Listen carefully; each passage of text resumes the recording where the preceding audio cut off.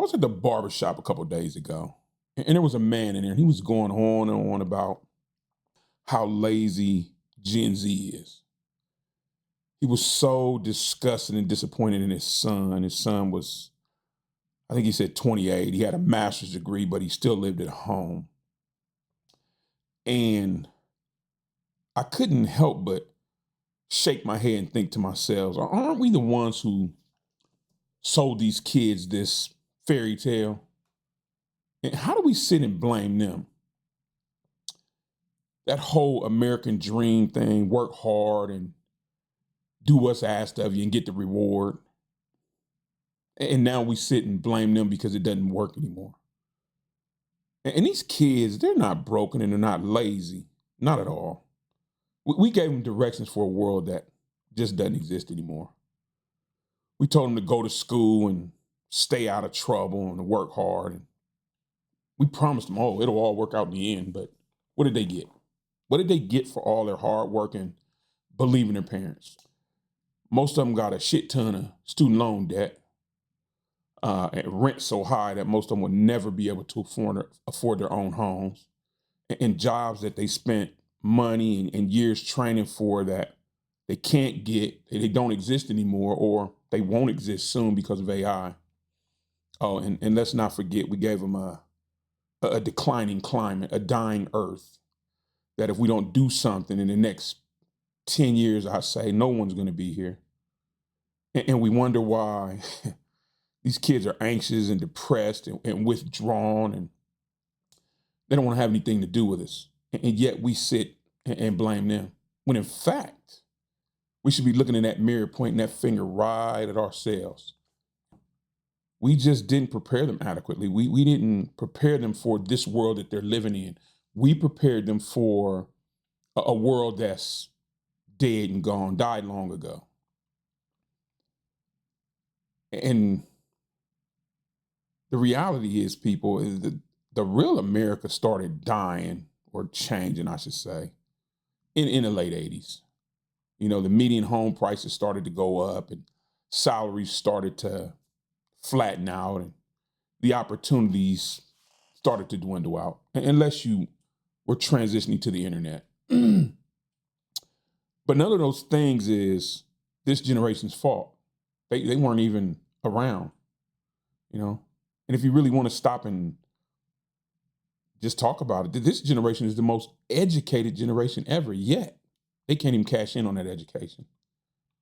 They end up marrying later than we did and are less likely to ever own their own homes. Like I said, the median home price went up so much that it would take 3 salaries to get one. And they have less financial security than we ever did. We had a great deal, at least I can speak for myself, we had a great deal of financial security coming up, but it's not like that now. And we still have the audacity to sit in judgment of them, even though the playing field has changed so much for them. We just were fortunate to have a lot of opportunities afforded to us that they don't have right now, you know? And we didn't work harder than they do. I hear people say, well, we worked harder than they did. I worked harder than, no, you didn't. We just had a ladder that helped us get up that they don't have anymore. And that's reality. And let me just pull the curtain back on this whole American dream myth for you, so people will start to get a better understanding of what it really was and what really happened. After World War II, America became like the Home Depot and the Costco of the world. Because after the war, most parts of the world were destroyed. And we were the only ones who had the infrastructure, the supplies, the capabilities, the manpower to rebuild the rest of the world, so to speak. The world needed us, plain and simple. There was no two ways about it. They needed us. And by them needing us so badly, we could charge them whatever we wanted to charge them. And we did. So that means wages were high, jobs were very plentiful, and life was good if you were here in America.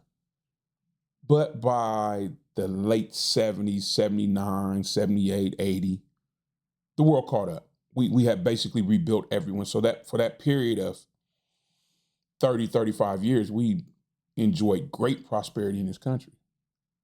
But they caught up. We rebuilt them. And oftentimes when we rebuilt them, their facilities were more modern than ours. So they were able to outproduce us. They didn't need us anymore.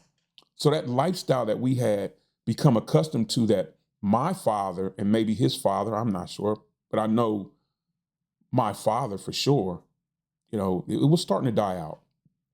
But what happened was we kept selling that same dream, sort of passing it down like Santa Claus, the Easter Bunny, one of those things you just pass down to your kids. You don't think about it. You don't think about the repercussions of what you're doing.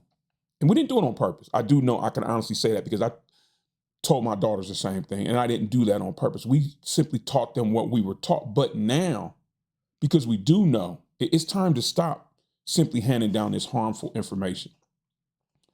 And it's time to also stop sitting in judgment of them, because we're the ones who gave them the rule books, the rules to a broken game. We didn't give them the new updated rule book. They're still trying to play the game by the old rule book, as we are, and it doesn't work. And these kids, man, you really have to sit and listen to them. Don't judge, listen. And don't listen just to talk, listen. These kids are under so much real pressure that we have absolutely no idea about, because we didn't face that kind of pressure. Think about this. Think about social media. We didn't have social media growing up, Imagine someone being able to say anything they want to say about you repeatedly, and then being anonymous, being able to hide. And then imagine seeing kids who are living a totally different lifestyle than you are, and you're not living that lifestyle. That's pressure. And then there's drugs, rampant drugs everywhere. When I was coming up, no, there've always been drugs, but not to the magnitude that there is today. Crime. Let's talk about guns. There were no guns around. There were probably guns around when I was coming up, but not like now. I didn't have any friends who got shot or killed. And in politics is in the forefront. When I was coming up, we knew very little about politics. It was what adults did. Now, these kids, it's in the forefront. It affects everything they do in their life. And again, I won't get on peer pressure, because we already know the pressure to fit in and be normal, what they call normal, is great. We've all faced peer pressure, but not that kind. These are just pressures, like I said, that we've never had to deal with. So it's time to stop shaming these kids and guilting them, and let's take some accountability for our actions and our part in this. And let's help them. These are our children. These are the ones who will inherit the earth. These are the leaders, the future leaders of the world. We didn't build it, but we perpetuated this myth. So let's stop it, and let's build something new. Let's drop the blame game. That, again, we didn't know. We apologize to you. We didn't know, but we do now. So let's be the bridge. Let's tell the truth, and let's fight with them and not against them. They've got enough on their plate now. Let's don't add to that stress or pressure. And a lot of people wonder why these kids don't communicate with them, why they don't talk to them, why some kids have chosen to totally cut their parents off. Well, if I listened to you my whole life and you told me to do something and I believed in you and I trusted you and I did it and it didn't work out, why would I ever listen to you again? You don't know what you're talking about. Why would I even have need to talk to you again? So I get it. Young people out there, if you're listening and watching, gets it. I do. Older people, my age, we got to come out of our old stuck ways. We got to stop laying blame on these kids. These kids are working as hard as they can. So when they're living at home at 28, I get it. It's a different ball game. It's not like when we were coming up. Things have changed. Don't add more pressure onto them. Don't add more stress. This is kind of off topic, but in the last 3 years, there have been 2 suicides in my family. And they were both involving young adults under the age of 22.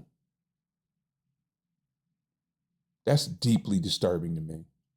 That just goes to show you how much pressure these kids are under, you know? But back to subject, let's start to work together. Let's build something that's going to help them to get where they're trying to go, because there's many roads to the same place.